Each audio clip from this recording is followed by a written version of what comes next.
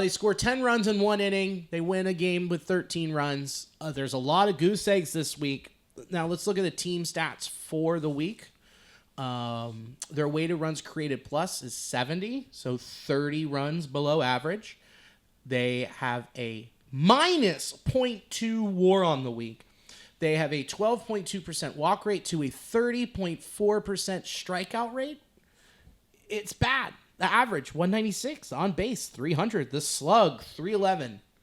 Like, this is bad. It is bad, and they... It is bad. And all the numbers you look at, like, oh, that's bad. Oh, that's even worse. That is not good. That is horrifying. What I'm seeing here are pitchers looking like all-stars against our Reds all the time, and I think they are allowing the starting pitchers to get way too comfortable starting off early and getting in a rhythm and just getting behind in counts and missing pitches that they normally would crush. And I know we've talked a lot, and we prefaced this to start off with sounding like broken records, but Matt McClain, Steer, Ellie, probably pick a few more players. I got a list. Yeah, I'm sure you do. I think I see it attached. They are missing fastballs, middle a lot, or even other mistake pitches that are extraordinarily hittable that in, last year or 2 years ago for Matt McClain, they would have, doubled off the wall or something. And I think that's building the confidence in these pitchers when they're fouling off these mistake pitches, where those are the ones that you're supposed to really cash in on and make that pitcher throw out of the stretch, make them feel uncomfortable, as opposed to make them feel like, oh man, I'm on top of the world right now. I just let a fastball down the middle of the plate and they just whiffed on it. Whiff. So it just makes them feel a lot more comfortable, the pitchers, more so than our batters. Yeah, I mean, here's a couple highlights before we really get into it. Okay. Couple highlights. TJ Friel, 304, 500, 565 with an OPS of 1.065. He had 2 homers in one game with 4 RBIs.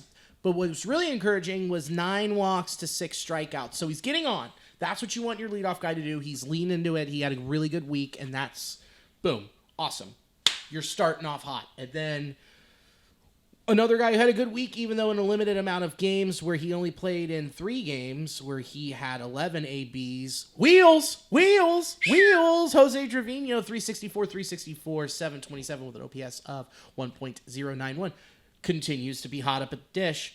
Then you look at the rest of it, and it's bleak. I mean, Ellie homered this week, but 13 Ks to 1 walk is real bad. Rhys Hines homered. Don't let him get hot again. Better not. I want to get back to that one in a second. Matt McClain homered, had an on-base percentage of 355 in the week, but his average 167. He had 4 hits in 24 plate appearances. These are dudes where you're like, man, lost. And it's not like they're seeing some crazy dominant pitching. I mean, Framber Valdez did look good. Blanco looked good today. Smith-Shawver was cooking too against us, but it's just like these are dudes in the league. These are dudes that you should be able to compete with and be able to get on base more times than what they are currently. Yeah. And I will say Matt McClain, he has been having a lot of hard contact off and on. I was seeing a lot of times he's hitting the ball 90 plus, 100 plus, but he's hitting a line drive or didn't get enough air under it, something like that. But then again, he is also regressing at times where it feels like he's swinging and whiffing on pitches that he would never even offer at previously. And again, fouling off the mistake fastball, where that is your opportunity to get on base, drive and runs, get your extra base hit. Yeah. And then he's just finding himself, and I think a lot of 3-2 counts and just not being himself. Yeah, and look, I know that he was out all last year. We've talked about that. But my thing is, how much longer can we wait? And when he hit that homer, I was like, whew, here we go. This maybe that momentum rolls into next week and he starts putting more and more together. I hope that is the case. Rhys Hines coming up and homering. Dude, he went on that tear last year, and then the All-Star break happened, and he got out of the rhythm. He's a dude I've always liked. I love Rhys Hines. I would love to see him go on another run. He could do it. These are all things we're saying could happen, but what we're having is that aren't happening, and this offense is bad when you have a above average bullpen and you have really good starting pitching. It does not matter if you cannot score. Yeah, and it makes the game super boring, depressing, and it puts it. Everything is connected in this sport. When you have a pitcher, might have to work a little bit extra, and then he sits down in the dugout, and then your offense goes 1, 2, 3. You're like, well, crap! I didn't get a chance to take a break there. Let's see if I don't overexert myself. Yeah, everything is really connected to this. And to talk about Matt McClain, yeah, he's coming off of having not played at all last season, and I'm not worried about him for his career of going to. He's a great ball player. He's a phenomenal ball player. Same with Spencer Steer. Yeah. And I have said this, I feel like podcast after podcast, that give him a little time and he's going to break out of it. Yeah. I still believe that, but we're 40 games in, and it's so easy to lose a season early on because you're losing games that you should be winning. And you're having your guys that you relied on last year, or in previous years, Matt McClain, Steer, to be getting on and putting better at bats together, and it's just not really happening. So, hoping that the Chicago White Sox series will be enough to get them enough at bats, get familiar with being a good baseball player again, getting extra base hits, connecting, barreling balls, and then hopefully that'll be enough to kind of get a bit more friction under them to get out of this funk. To just move on, baby. Just to push forward. I heard this on Power Stacks. It's Charlie Goldsmith and Brian Giesenslaw's podcast. Chris Falake of the Reds hitting coach went on and said, I think this team needs to bunt more. It'll open up more lanes and more opportunities for us to get hits and to get extra base hits. I don't really want to mince my words here. I hate that. I absolutely hate that. The teams who have the best record in the game, the top 5, you know what they do? Hit for power. They mash. That's what they do. They have people that can send the ball in the gaps. I feel like this is applying they're thinking about, like, okay, what happens when we have a lot of players injured and we can't be successful hitting the ball? So it seems to be like a default for teams that aren't good hitters is to figure out how to engage something else. How do we put the ball on the ground and let us run around? Well, yeah, you can be good at bunting. Maybe have a handful of guys that can do that in certain situations, like a squeeze bunt, TJ Friel. Yeah, a sacrifice, when appropriate. But having that be your first offensive weapon, seemingly, or leaning into that more, it's kind of like a sign of a weaker offense. It's cheap. It's cheap baseball. I don't know how many guys you really want to be. And if you have all your guys healthy, I don't know how many guys I would want to bunt in a situation for a base hit, unless it's a sneaky thing coming from like TJ Friel, unless you have potentially, a guy on second with no outs later on in the game, and you need to move him to third. Right. I don't like that being one of the main focuses, seemingly. I mean, we saw Matt McClain do that today, try to drop down a bunt to get on, and it was close. But it's like, this is a guy that has doubles and homers power from second base. Like, this is a guy that we have seen when he is fully himself be a top producer and be an exceptional bat out of the second base position. I don't want him to get comfortable with being like, I can just cheaply bunt and blah, blah, blah. No. No, I don't want to see that either. We need to get his eyes right. We need to get his swing right. We need to get all this right instead of just kind of giving up and being like, let's just bunt. That's a fool's errand. It is, and it'll mess with his psyche even more of just figuring like, okay, turns out you can't hit in the majors, so let's figure out how to bunt. Yeah. That's not going to work for him. And he's a masher. He's a guy that's got great power. He is just in a bit of a funk right now, not seeing it too well. But you do see when he does make good, solid contact, he can knock the ball out of the ballpark. And I think it's just a matter of seeing the ball again, still getting those reps in, and getting in a rhythm to where he is hitting the ball on the line and he isn't striking out and he isn't missing those mistake pitches. Yep.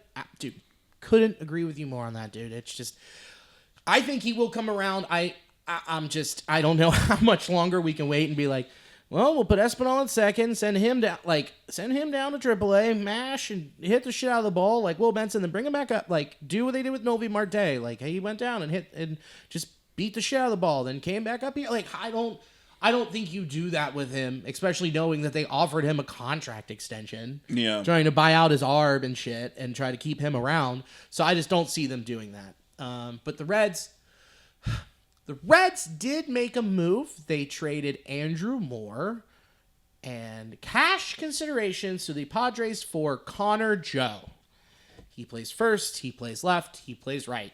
This is a depth move. This is a guy where you're trying to stay above water, and you're like, I guess we'll go get Connor Joe. Mm-hmm. Good story, good guy. Reds legend. Was in camp in 2019 with them, but nothing really jumps out and says, oh boy, what a great move.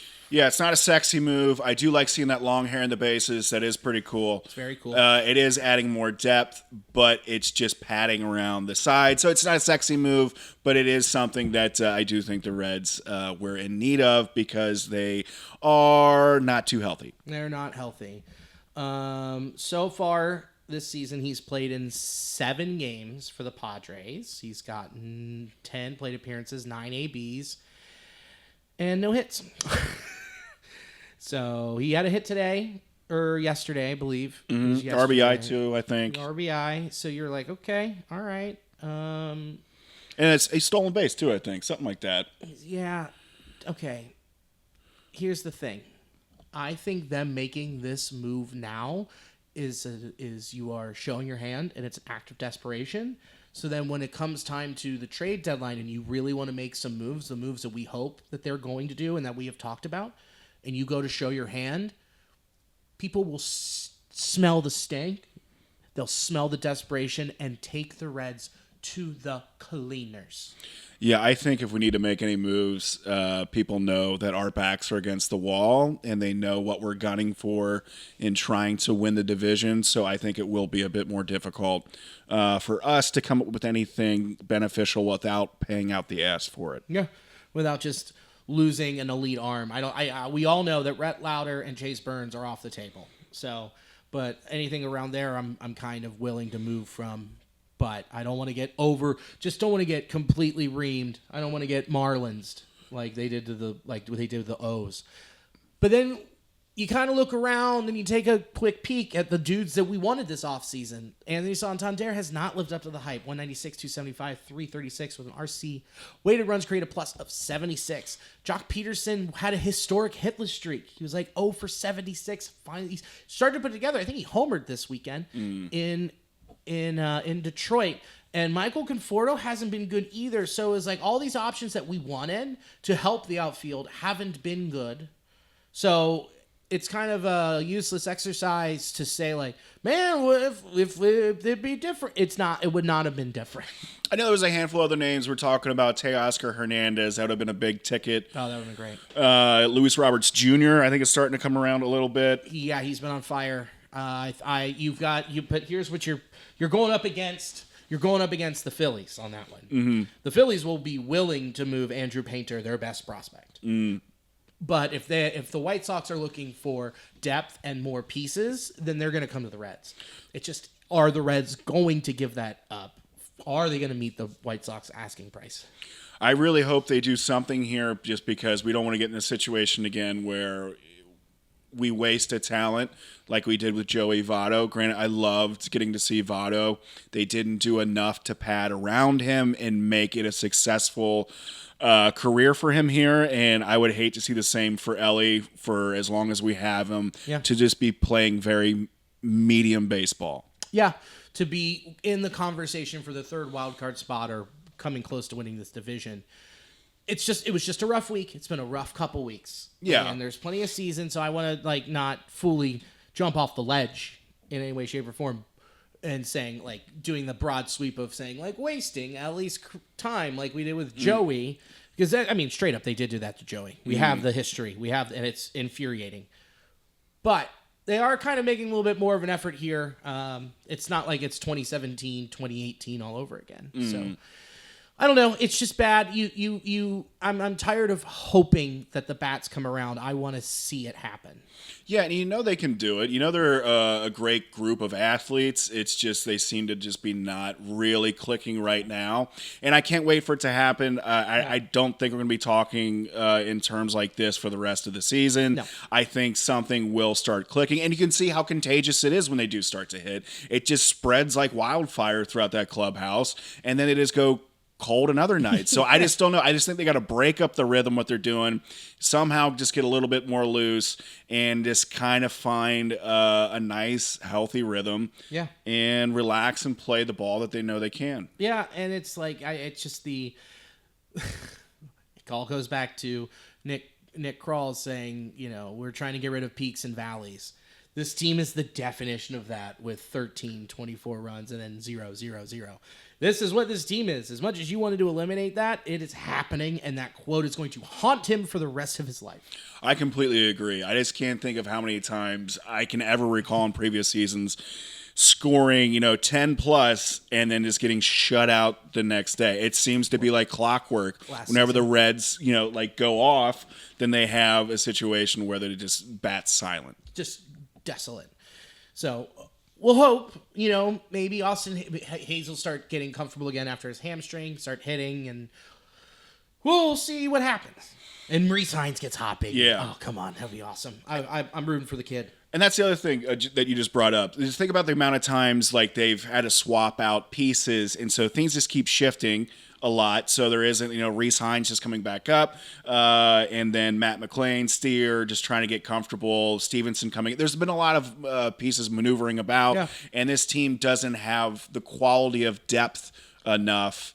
I mean, at least seemingly to float that. But then he's, like we're talking about earlier, having Trevino and Wins combining for the best, catcher, production in all of MLB. It's crazy. So we do have athletes. It's just been funky for them right now. Yeah, I mean, this is what we talked about too. Is like people are going to go down, and we have depth. We have the depth organizationally where you're calling up Dunn, Hurtubise, Hines, Benson. Like they're going through the gambit and they're testing that depth and going, okay, can any of these guys produce while Fraley's out, while Hayes was out, in Callahan, and oh man, what a bummer for that kid. But like you're seeing it happen and it's not working. So they did the small Connor Joe move. Let's see if that works, even though it's small, and we'll see what happens. But then you're pushing towards August, you're pushing towards late July, staying in it and forcing the Reds to make their move that they need to make. They have to make the big move this year to extend and open the window while Ellie's here. So, okay. I agree.